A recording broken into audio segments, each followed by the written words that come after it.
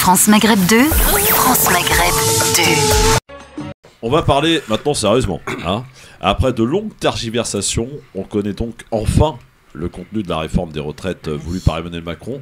La messe est dite. Elisabeth Borne, entourée des autres ministres concernés, l'a présentée hier après-midi avec la mesure phare. À compter du 1er septembre, l'âge légal de départ à la retraite sera relevé progressivement de 3 mois par an pour atteindre 64 ans en 2030.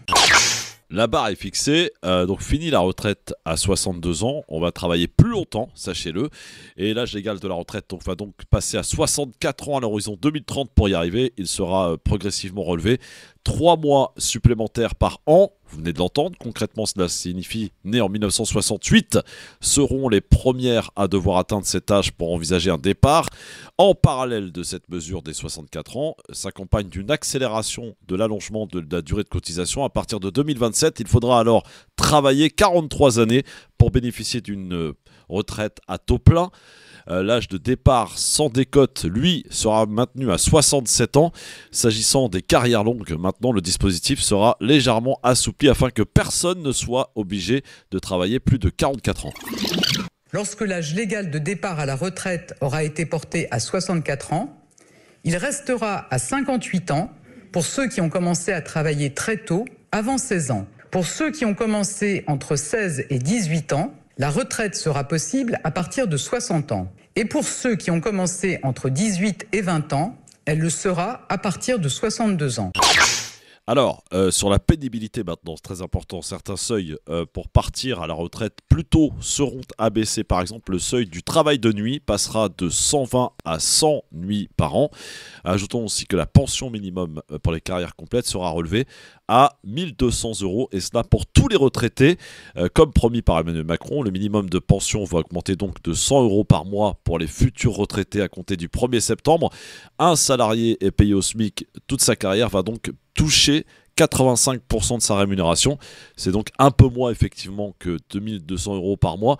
Et pour les personnes déjà à la retraite, le gouvernement veut déjà aller plus loin en revalorisant les petites pensions au niveau du SMIC. Voilà sur ce qu'il fallait retenir. Écoutons un dernier extrait de Madame Borne.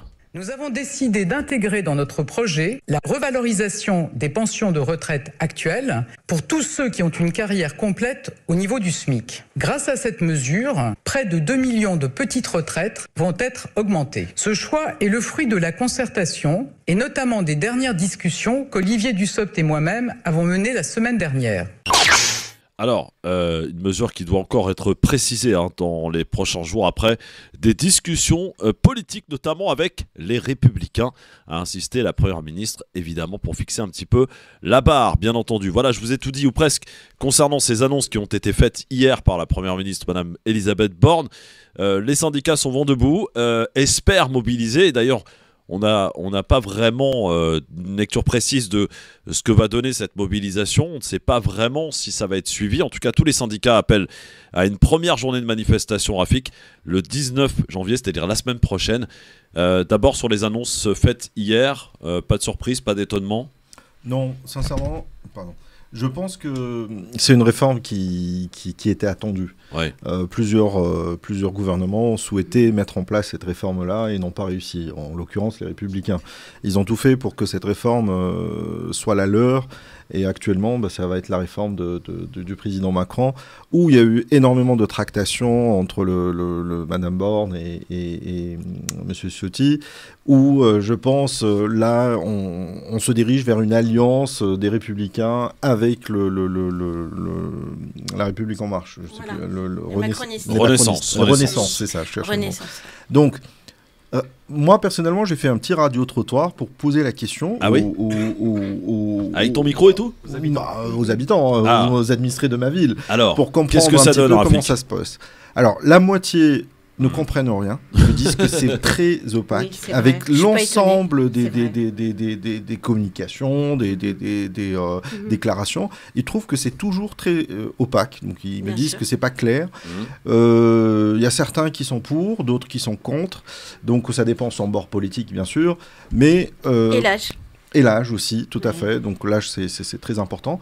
Donc je me dis, il est important de réformer. mais il est aussi important d'écouter les Français. Je pense que les Français en ont marre, que la majorité souhaite avoir un article, je dirais un texte adopté et clair, et que on part pas encore une fois dans des manifestations, dans je veux dire, les syndicats font en sorte de manifester, ils veulent à tout prix mobiliser énormément de personnes. Je pense... ça c'est que moi qui le dis, ils ont essayé avec les Gilets jaunes, la mobilisation était timide, je pense que ça risque de ne loupé, pas... on peut le Oui, dire. tout à fait, c'était Ils n'ont timide. pas utilisé donc, les termes, c'était complètement loupé. Donc je me dis... 4700 personnes sur tout le territoire, on peut parler d'un échec. Donc là, la droite, le centre, l'extrême droite, ils vont pas manifester. Donc les LR sont devenus la nouvelle béquille de Macron en fait. Je pense qu'il y a des alliances. Ils auraient aimé à l'époque de Sarkozy que ce soit lui qui fasse cette réforme-là. Ça n'a pas été le cas, ils n'ont pas été réélus. Je pense qu'aujourd'hui, il faut dire la vérité. La droite s'allie à Macron pour faire passer cette réforme. Ouais. Alors Audrey, sur la possibilité, enfin sur le poids que peuvent avoir les syndicats, est-ce qu'on peut espérer une grosse manifestation, mobilisation plutôt le 19 janvier prochain? Concernant le poids qu'ils peuvent avoir, je pense que de toute façon, ils seront présents et ils lâcheront pas. Et à tort ou à raison, mais ils seront présents. Maintenant, concernant... on va dire l'alliance des LR avec les macronistes. Alors là, je suis clairement pas du tout étonnée. Depuis le départ, depuis même la réélection de Macron, il savait... Non, je vais plus loin. Depuis les législatives, il s'est bien rendu compte que de toute façon, il avait besoin des LR pour avancer. Voilà. Donc, et je rejoins ce qu'a dit Rafik concernant la communication. C'est la base. Donc, quelque part... Ils sont pas très forts en Macronie. Oui, mais je pense que c'est clairement voulu.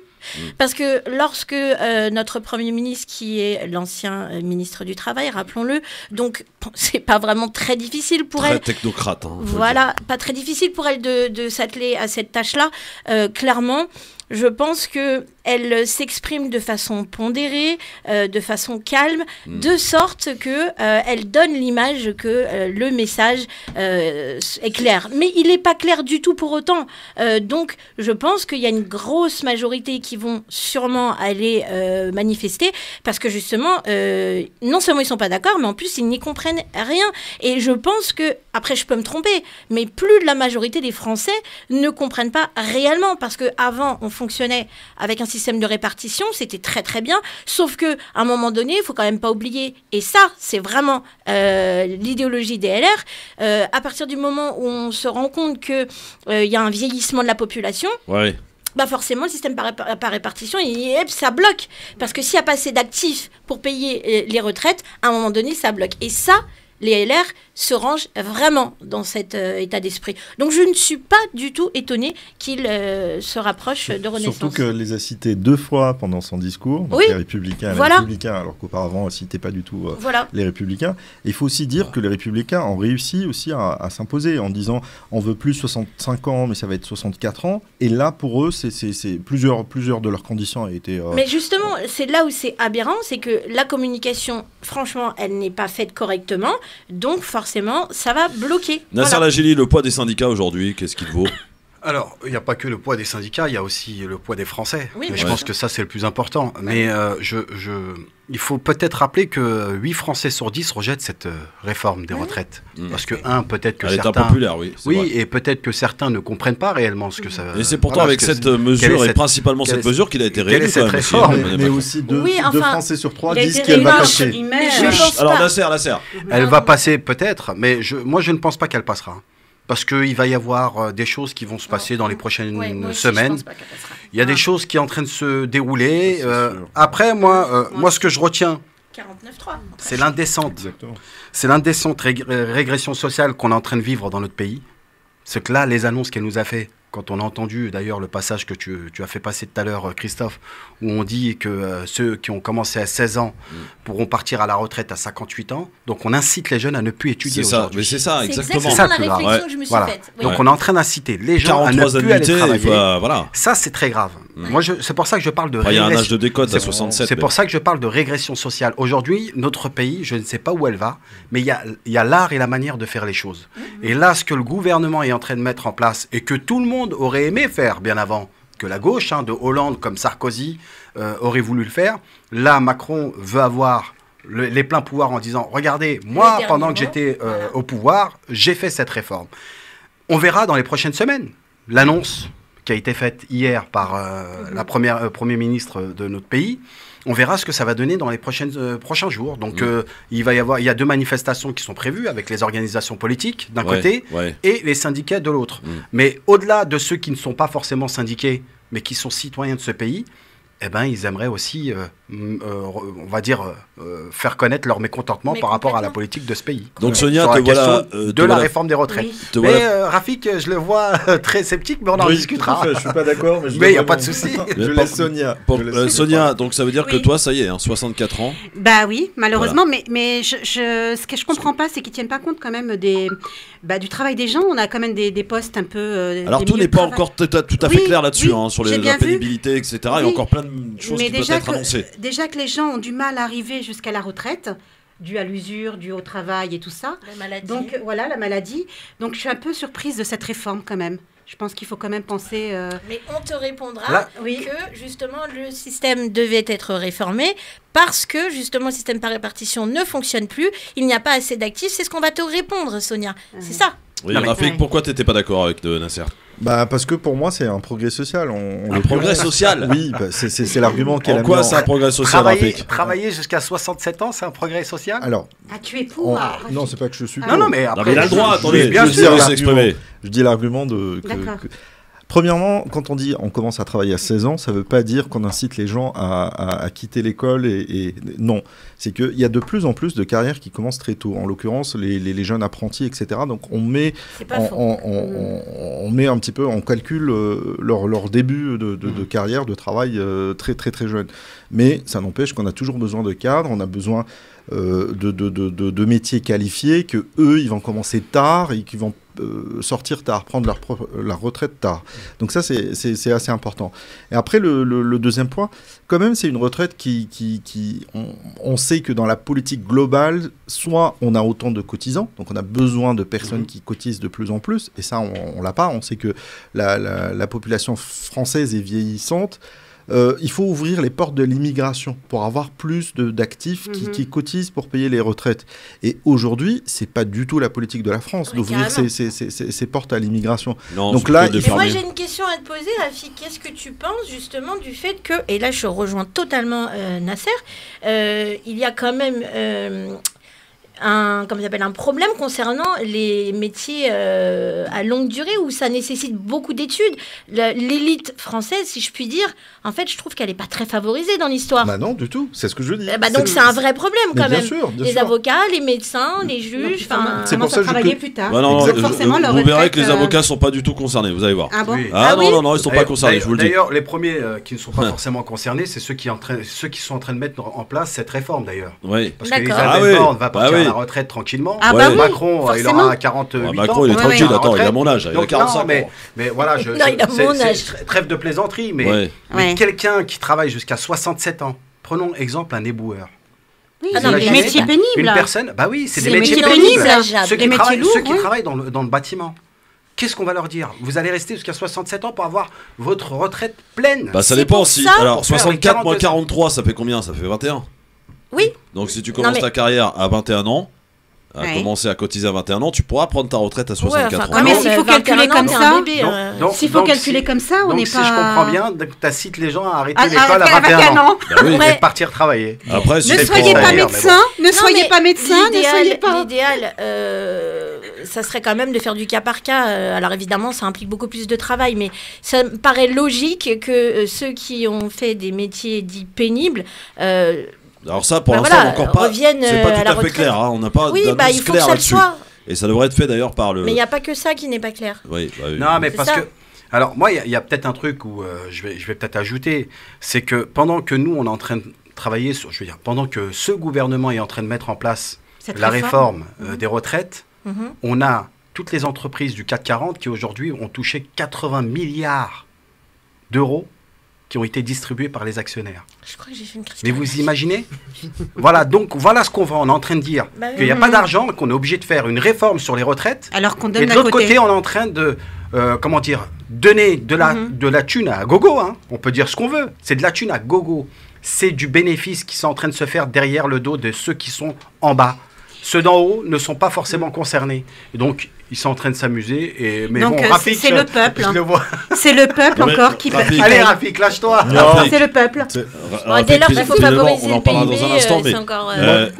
justement sur cette réforme, finalement, ce qu'on te dit, c'est il va falloir commencer tôt si tu veux espérer une retraite à 64 ans.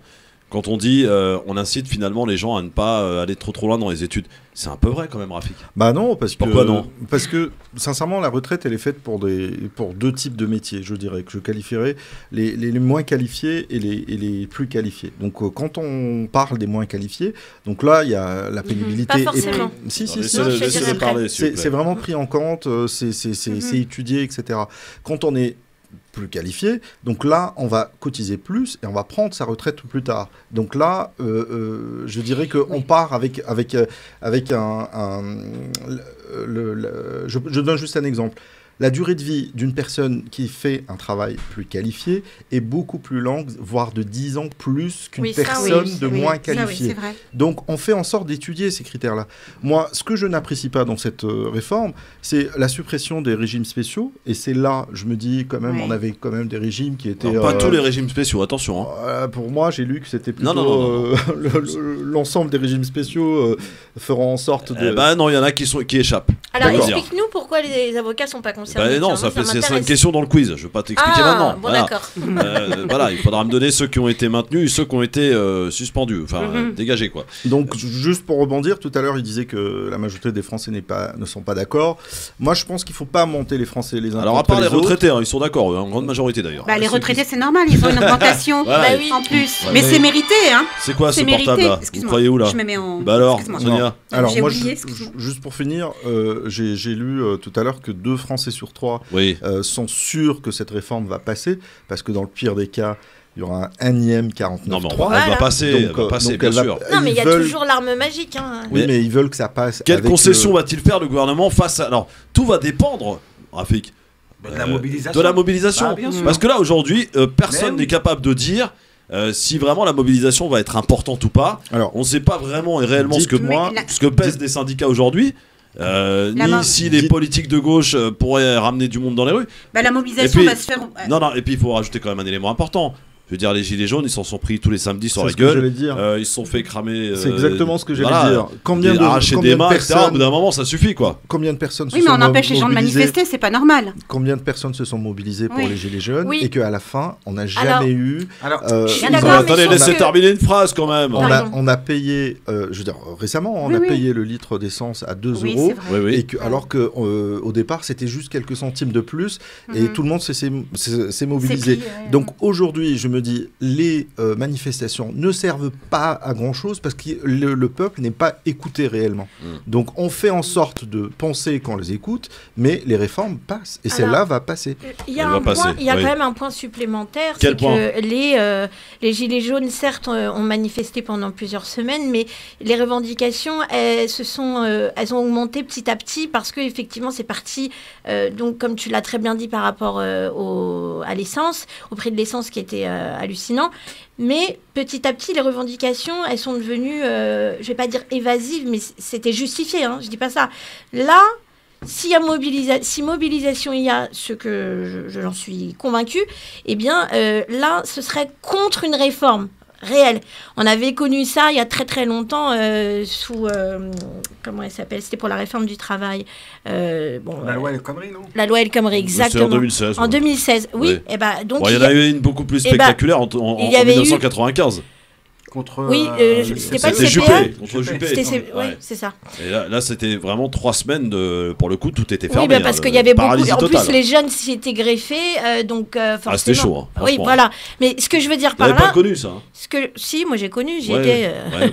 J'y étais, donc c'est carrément ma génération. Mais ce que je veux dire par là, c'est que là, la manifestation, elle sera contre une réforme. Là, c'est autre chose. Oui, mais est-ce qu'ils vont réussir à mobiliser? C'est ça la grande Je pense qu'il y a interrogation. beaucoup de corps de métier qui vont se mobiliser. Oui, Les par corps exemple, de à métier. l'hôpital. Bien L'hôpital. sûr, je pense que bien sûr. Les gens qui travaillent de nuit, c'est un métier pénible de travailler à l'hôpital, vous savez. Carrément. Il n'y a Ça, on pas le sait, vraiment, oui. Ouais. Ils font des heures pas Allez- possibles, allez voir avec des l'hôpital salaires, d'Argenteuil. oui. 80% des... Bien sûr, Catastrophe. bien sûr. Catastrophe. Il y a l'hôpital de Pontoise, Oui, absolument. le week-end dernier, où Ouais. ils étaient saturés. Ouais. Les brancards étaient blindés. Ouais. Les urgences étaient pleines. On fait Les gens attendre étaient dans les n'importe couloirs. où. Oui. Ouais. Donc il y a quand même un gros problème. Je pense 5 qu'ils à vont se 6 heures mobiliser. d'attente, En et tout je cas, vous je le assure souhaite. que j'en C'est rajoute rien, pas. ça, 5 à 6 heures d'attente. Oui, c'est oui, beaucoup non, plus. mais quand t'as Non, mal, c'est des journées que t'es pas entières, bien, c'est des nuits entières. que tu Non, non. vomis, que t'as de la fièvre, Non, que non. tu mets les gens tu les mets sur un brancard et que personne t'a vu, Mais qu'ils on- ont même pas vu d'urgentiste, ils sont contre Audrey. un mur, eh ben non, je suis Audrey, c'est désolée. pas la faute du personnel. Mais hein. je Non, n'ai non. pas dit que C'est- c'était de ouais, leur faute. C'est pas les médecins, c'est pas le personnel, c'est vraiment Non, le non, gouvernement qui met en place. je dresse et le voilà. Oui, tableau bon, des allez, urgences. Fatima qui nous appelle de Marseille. Elle est femme de ménage et elle vous a écouté évidemment. Elle a des choses à vous dire. Bonjour Fatima. Bonsoir tout le monde, bonsoir monsieur, dame, bonsoir tout le monde qui est en train de parler pour la retraite. Bonsoir Fatima. Alors, Fatima, Voilà. on vous écoute, allez-y. Bonsoir madame. Eh ben voilà, je voulais vous dire, moi toute ma vie j'ai travaillé le ménage. Pourquoi les remplacements, ils sont pas comptés dans la retraite? J'ai travaillé, la civique, elle me donne l'MPE, comme on appelle avant, je sais pas. J'ai 72 ans, hein. الله يبارك. On appelait les Selmakaouli, dire Berlik. Alors, Amen. on m'envoie une lettre, venez, madame, on vous a trouvé de remplacement. Un mois et demi, 20 jours, ça dépend. La personne, Oui, les ça contrats, dépend les la contrats personne précaires, combien quoi. elle prend de temps, voilà. Et quant à la retraite, eh ben, je suis pas payée. Il paraît que le remplacement, ça compte pas dans la retraite. Alors ouais, pour le coup, je pourrais pas vous répondre, j'en sais rien, puisque a priori ça n'a pas été abordé. Je sais. Bon, Et j'ai travaillé beaucoup avec le chèque emploi. Alors, le congé, il n'est pas payé. Et la retraite. Alors, vous peux savez, répondre, Oui, Christophe. c'est rappelez que 250 € de retraite, monsieur. 250 € de retraite. 250 € de retraite. Et on m'a rajouté 10 €. 10 € là, quand la retraite elle est augmentée. ça. Voilà, Ouais. c'était 240. Après, on m'a rajouté. Mon mari, il a beaucoup travaillé aussi. Il faisait 700 €. Il est décédé, ça fait 3 ans. On me donne la moitié de mon mari. C'est-à-dire 350, je crois. Et avec ma retraite, ça me fait 600... 600, c'était 640, maintenant 650 avec l'augmentation. Et vous avez un appartement, vous louez ou vous êtes Non, propriétaire? je suis locataire, je paye 650 le loyer. Comment vous faites, madame?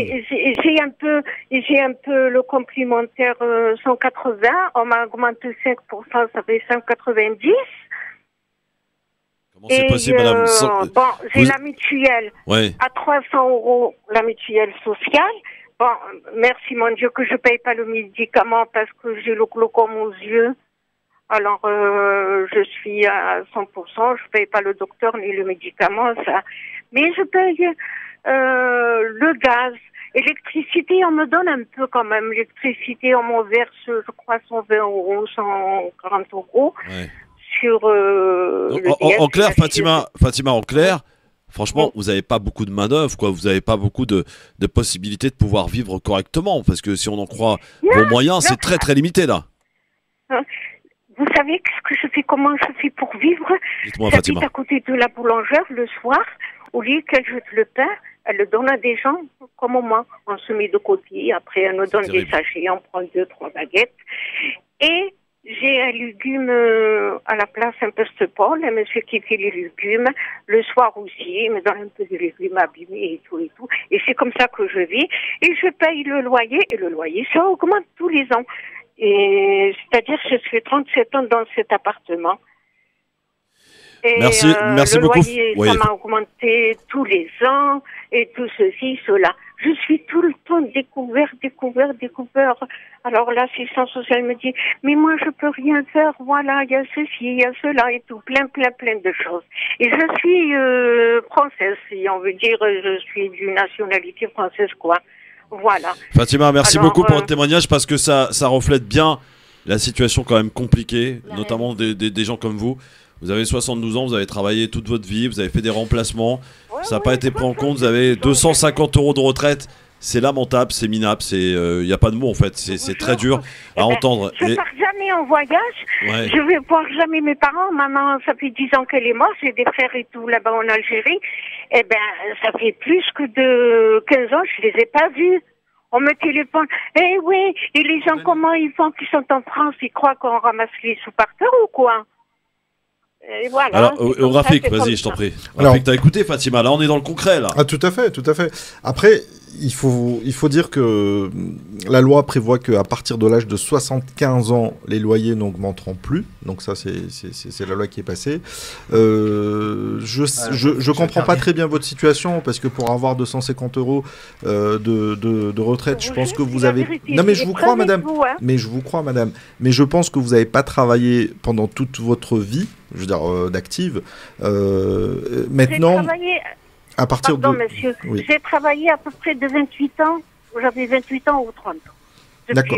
Je travaille toujours. Mais les heures de ménage, 1 heure à droite, 2 heures à gauche. Qui n'étaient pas déclarées, je suppose. Déclarées, j'ai travaillé chez des kinés au 32 Camille Flammarion. C'est un centre pédiatre chez les kinés et tout. 1 heure, une heure. Madame, moi, ce que je vous conseille...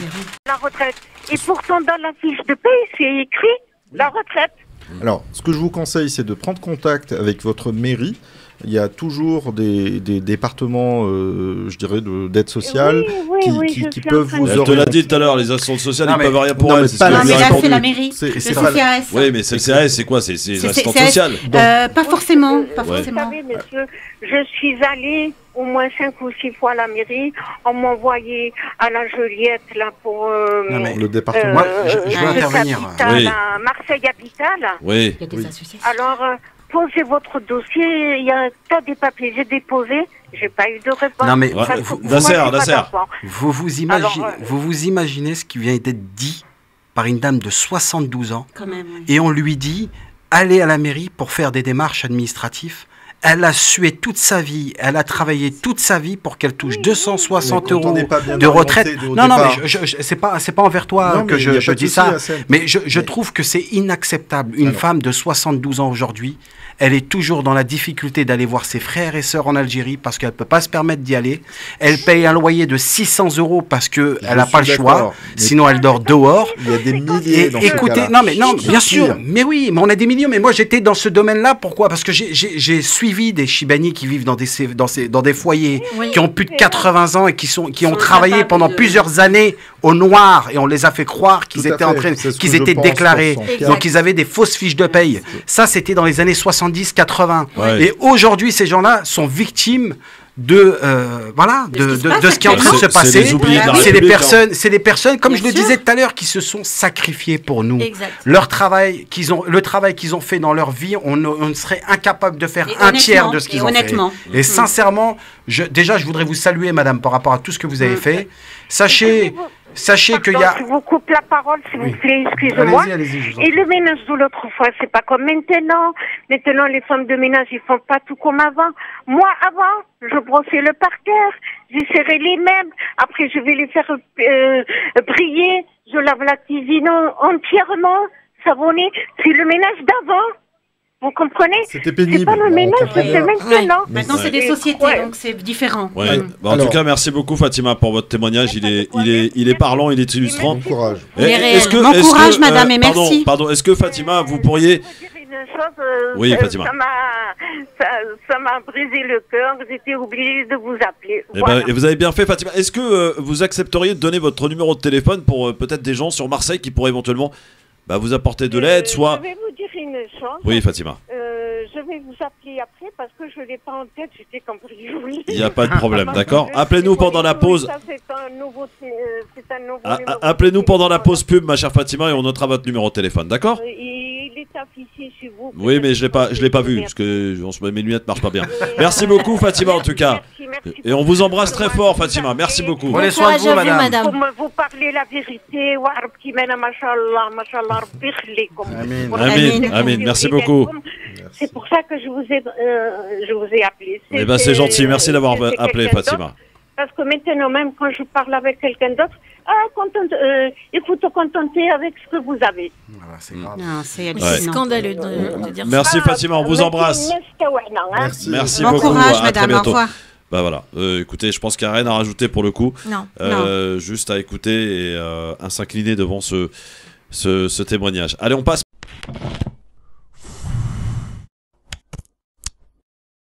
France Maghreb 2. France Maghreb 2.